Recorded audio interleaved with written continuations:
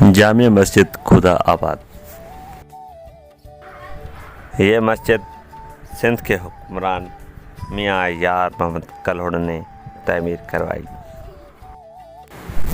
میاں یار محمد کلہوڑ نے اس شہر کو مرکزی تخت کا بنایا تھا۔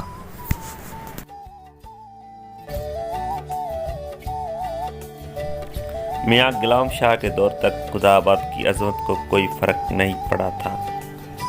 جب عبدالنبی نے میر عبداللہ خان ٹالپر اور میر فتح خان ٹالپر کو مار ڈالا تو ٹالپروں نے بدلہ لینے کے لیے خدا آباد پہ حملہ کیا۔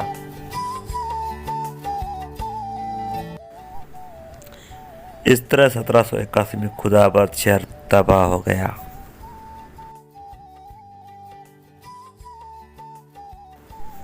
اس وقت خدا آباد میں صرف 2 جگہیں باقی ہیں، ایک یہ مسجد اور حکمران میاں یار محمد کلہوڑ کا مقبرہ۔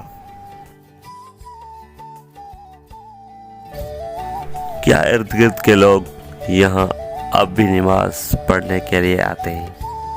یہاں کے مؤذن کی زبانی سنیے۔ کم آ رہے ہیں، جو لوگ آ رہے ہیں اتنا شوق نہیں ہے جو سارے کے سارے آ جائیں۔